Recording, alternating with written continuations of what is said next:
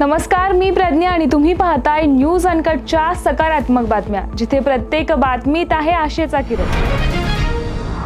केंद्र सरकारने धान, कापूस, सोयाबीन आणि तूर यासह 14 खरीप पिकांच्या किमान आधारभूत किमतीत वाढ केली आहे। केंद्रीय मंत्रिमंडळानं काल हा निर्णय घेतलाय। याबाबत केंद्रीय माहिती आणि प्रसारण मंत्री अश्विनी वैष्णव यांनी सांगितलं की धानाचा नवीन किमान आधारभूत किमतीचा दर 2369 रुपये निश्चित करण्यात आला आहे, जो मागील किमान आधारभूत किमतीपेक्षा 69 रुपये जास्त आहे। यामुळे शेतकऱ्यांना मोठा लाभ होणार असल्याचं सरकारकडून सांगण्यात आलंय। पुणे शहर पोलीस आयुक्त अमितेश कुमार यांच्या संकल्पनेतून शहरातील वाहतूक नियमन आणि सुधारणेसाठी अत्याधुनिक संसाधनांचा वापर केला जातो। वाहतूक शाखा आणि आर्टिफिशियल इंटेलिजन्सचा वापर करीत असून फर्ग्युसन कॉलेज रोडवर लावलेल्या AI बेस्ड कॅमेऱ्याच्या माध्यमातून नो पार्किंग, वाहतुकीस अडथळा करणाऱ्या तसेच इतर नियमभंग करणाऱ्या वाहनांवर दंडात्मक कारवाई केली जाणार आहे। सदरची यंत्रणा ही प्रूफ ऑफ कन्सेप्ट या प्रायोगिक तत्वावर चाचणी स्वरूपात बुधवारपासून सुरू करण्यात आली आहे।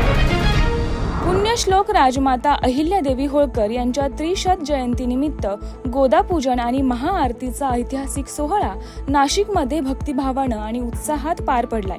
हा सोहळा केवळ धार्मिक नव्हता, तर तो राजमातांच्या तेजस्वी कार्यास समर्पित भावांजली ठरला।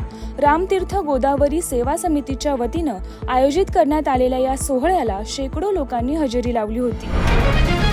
नंदुरबार शहरापासून साधारण 5 ते 6 किलोमीटर अंतरावरील नारायणपूर येथे विहिरीत पडलेल्या उद मांजराला वाचवण्यात वन्य प्राणी संरक्षण टीमला यश आले। 4 तासांच्या अथक प्रयत्नानंतर वन्य प्राणी संरक्षण आणि बहुउद्देशीय संस्थेकडून हे रेस्क्यू करण्यात आले। या दुर्मिळ प्रजातीच्या उद मांजराला प्राथमिक तपासणीनंतर त्याच ठिकाणी जंगलात सोडून देण्यात आलं।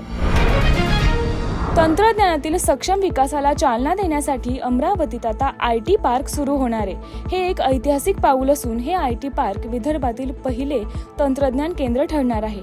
त्याचा पुढचा टप्पा म्हणून आता प्रत्यक्ष ब्लू प्रिंट तयार करण्यात आली असून ती जिल्हाधिकारी सौरभ कटियार यांना देण्यात आली आहे। विदर्भातील वर्धा ते बल्लारशाह रेल्वे मार्गाच्या दुपदरीकरणाला काल मंत्रिमंडळानं मंजुरी दिली आहे। त्यामुळे या मार्गावर माल आणि प्रवासी वाहतुकीची क्षमता दुपटीने वाढेल अशी अपेक्षा व्यक्त करण्यात येत आहे।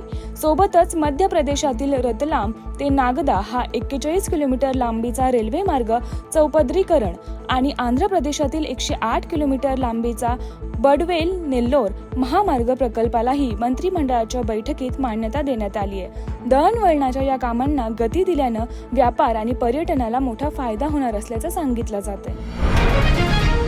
शेतकरी म्हणून मान्यता मिळालेल्या राज्यातील मच्छीमारांसाठी एक आनंदाची बातमी असून राज्य सहकारी बँकेनं मच्छीमारांसाठी 1000 कोटी रुपयांची तरतूद केल्याची घोषणा केली आहे। मत्स्य विकास मंत्री नितेश राणे आणि अधिकाऱ्यांच्या झालेल्या बैठकीत मच्छीमारांना आधुनिक बोटी, अवजारे, कोल्ड स्टोरेज अशा विविध कामांसाठी लागणाऱ्या वित्तीय पुरवठ्यासाठी आता राज्य सहकारी बँक आणि जिल्हा बँकेच्या माध्यमातून कर्ज पुरवठा करण्याचा निर्णय घेण्यात आलाय।